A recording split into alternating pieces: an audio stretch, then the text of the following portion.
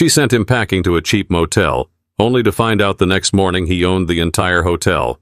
The lobby of the Sterling Heights Hotel in Santa Monica was alive with activity.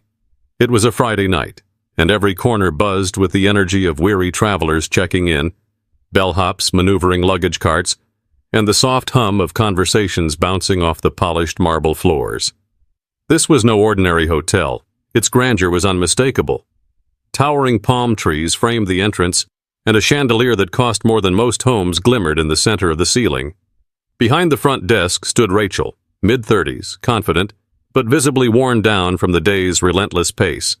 She had spent the last 12 hours juggling demanding guests, last-minute room requests, and the occasional irate caller who swore their reservation was somehow lost. Tonight, Rachel was in no mood for more surprises. Her uniform, crisp in the morning, now bore the faint wrinkles of a long shift, and her patience was threadbare. It was in this controlled chaos that the lobby doors opened once more. A man walked in, unremarkable at first glance, dressed in faded jeans, sneakers, and a hoodie that looked like it had seen better days. He carried no luggage, just a leather messenger bag slung over one shoulder. The man paused, scanning the room as if searching for something or someone. His appearance barely turned a head.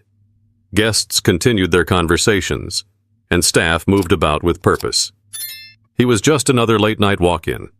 But there was something about the way he carried himself. His casual stance didn't match the nervous energy of most last-minute guests. He exuded a calm assurance, as if the bustling world around him was merely background noise. The receptionist noticed him too, but not for his quiet confidence. Instead, it was his disheveled appearance that caught her eye and sparked her judgment. Rachel gave a quick glance toward the man as he approached the desk, suppressing a sigh. She could already feel her irritation bubbling to the surface. In her experience, late-night walk-ins were usually a hassle, either someone trying to haggle for a better rate or an exhausted traveler who wouldn't take no for an answer. And judging by this man's appearance, she thought she knew exactly which category he'd fall into. "Good evening," the man said, his voice calm and unassuming. "I'd like to book a room for the night, please." Rachel forced a smile, the kind that barely reached her eyes.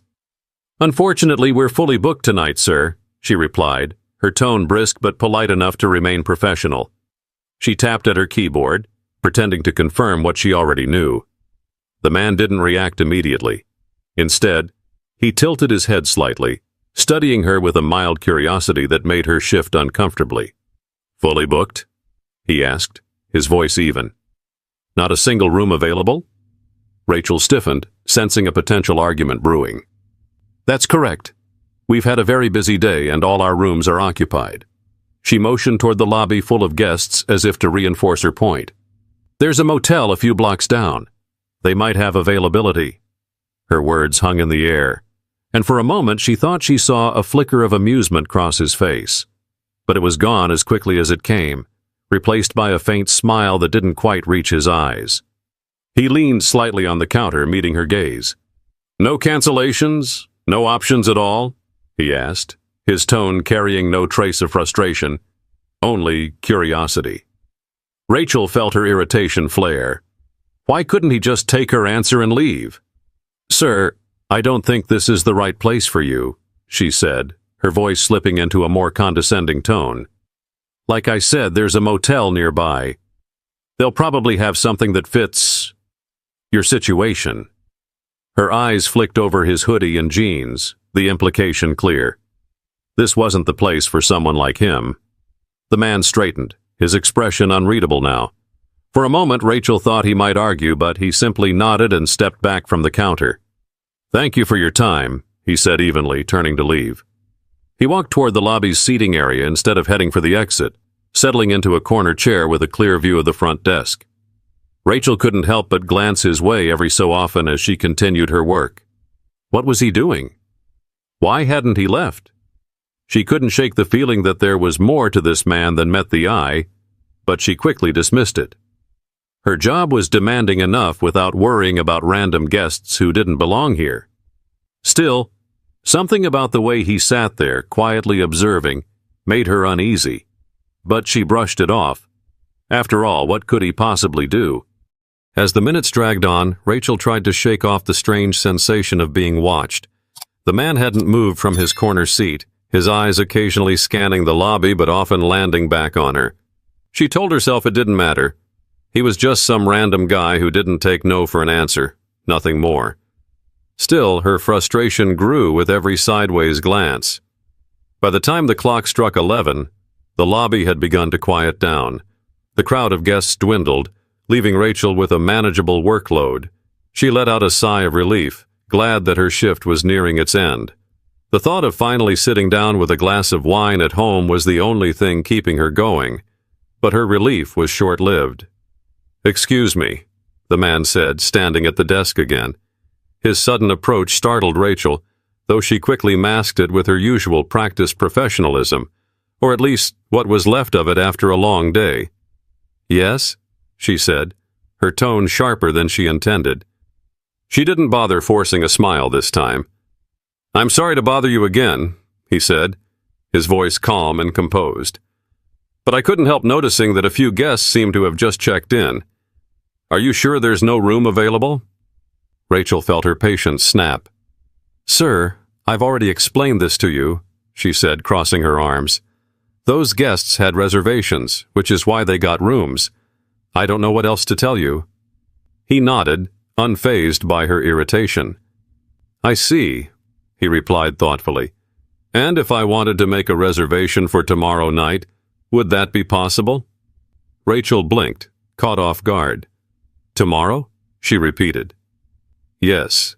Is there availability tomorrow?" he asked, his voice still maddeningly calm. She frowned, her fingers flying across the keyboard as she checked the system. "We have rooms available tomorrow," she admitted reluctantly, "but I'm not sure what difference that makes for you tonight." "It makes no difference," he said with a small smile. "But it's good to know." Rachel's irritation spiked. His tone felt almost smug, though she couldn't quite pinpoint why. "Look, I don't have time for this," she snapped, her voice louder than she intended. "If you don't have a reservation and you can't afford to stay here, then maybe you should stop wasting both our time and go to that motel I told you about." The words hung heavy in the air. The man's expression didn't change, but something in his eyes shifted. He gave a small nod, almost imperceptible, before stepping back again. "Understood," he said simply. Without another word, he returned to his seat in the corner of the lobby, his composure intact. Rachel felt a flicker of guilt, but she quickly squashed it. He wasn't her problem. She had done her job, and that was that. Or so she thought.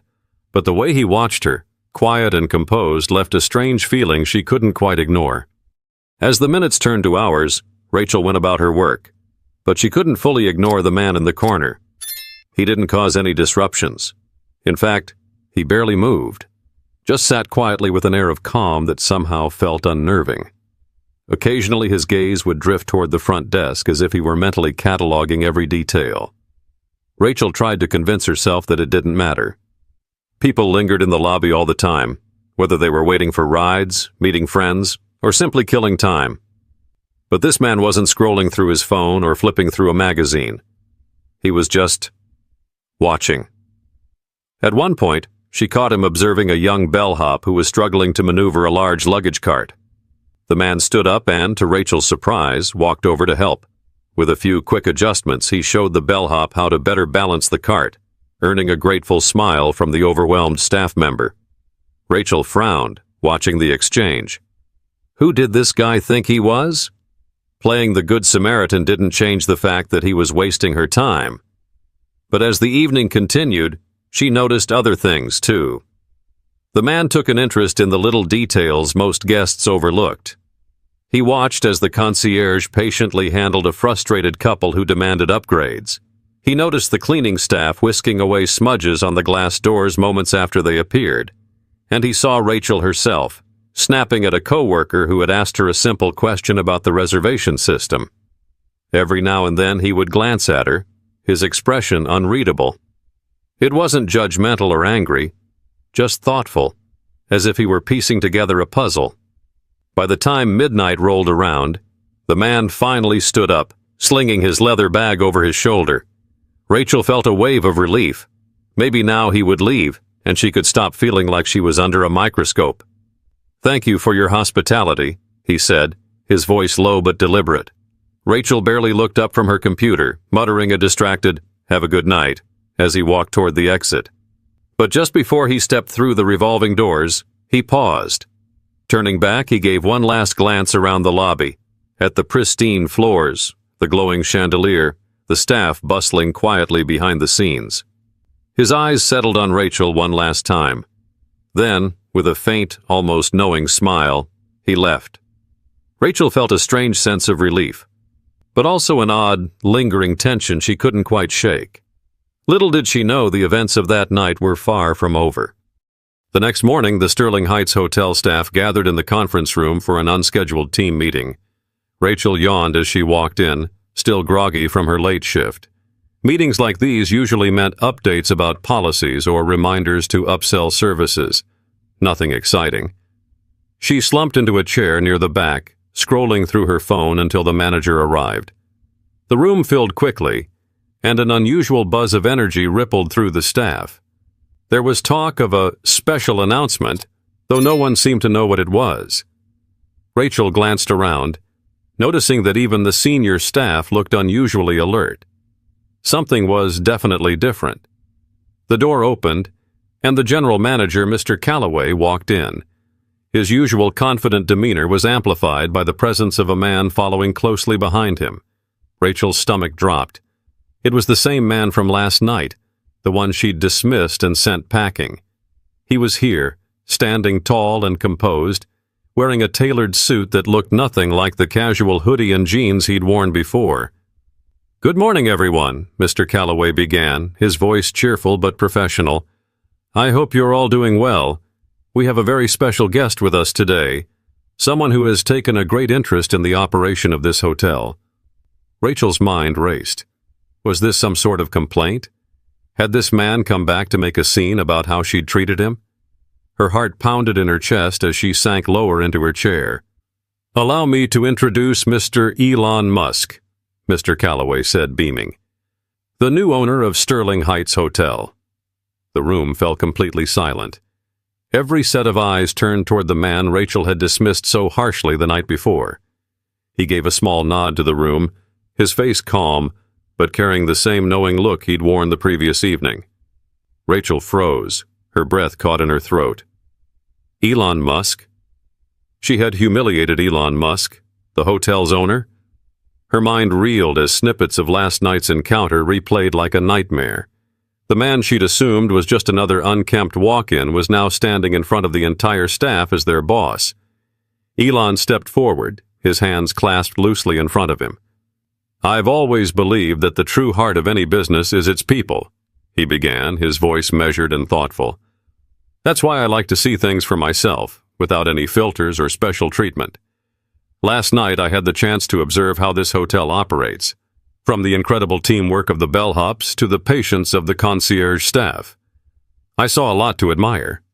He paused, letting his words settle over the room. Then his gaze shifted to Rachel.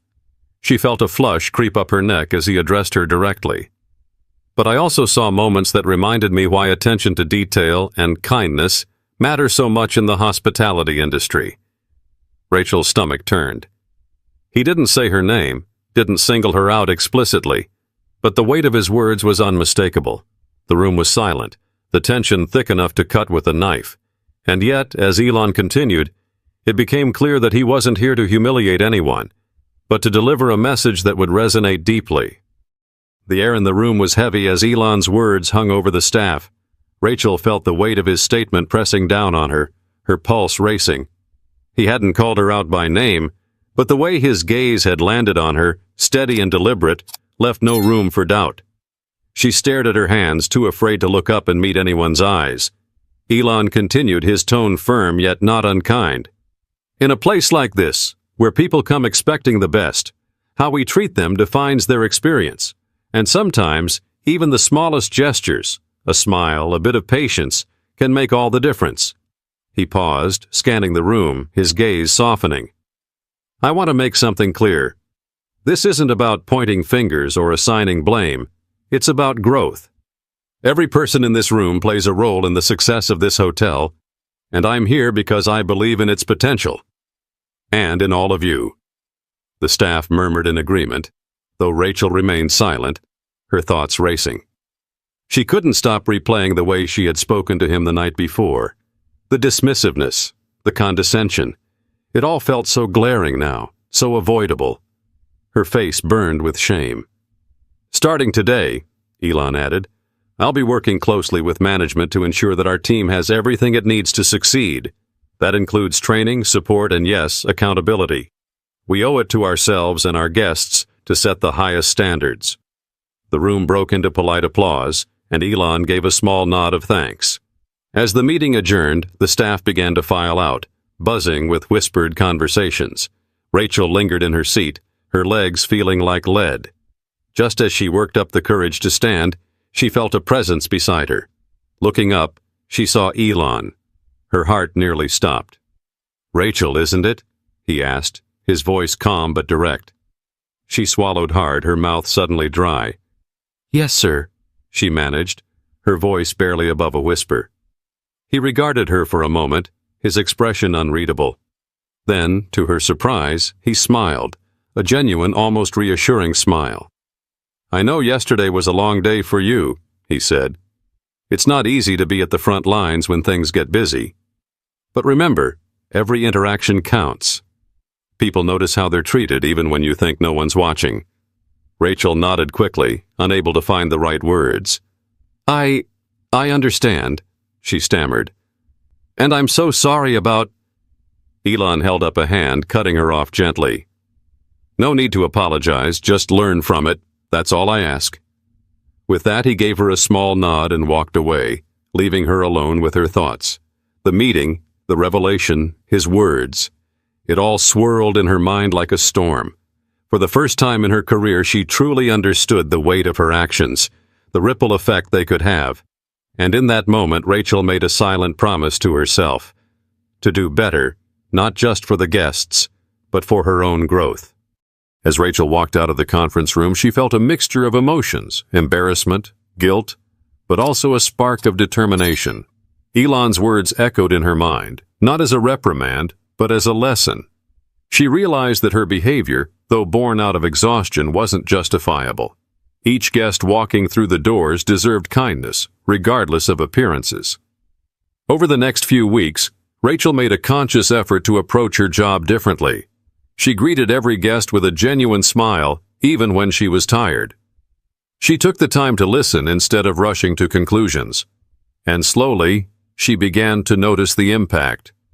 Guests responded warmly, colleagues started to rely on her more, and the job that once felt like a grind now carried a renewed sense of purpose. The story of the mysterious owner became a quiet legend among the staff. No one knew when Elon might return, but the possibility kept everyone on their toes. For Rachel, though, the encounter wasn't about fear of being watched. It was a reminder of the kind of person she wanted to be. She no longer saw her job as just a paycheck, but as an opportunity to make small, meaningful differences in people's lives. The lesson she learned that day was simple yet profound. Never underestimate the value of kindness, and never judge someone by their appearance. You never know who you're talking to, or the impact your words might have. And so, as Rachel went on to become a pillar of excellence at Sterling Heights, the moral of the story became clear. It costs nothing to be kind, but the rewards can be life-changing. If you enjoyed this story, don't forget to like, comment, and subscribe for more tales that inspire and resonate. Thank you for watching, and we'll see you next time.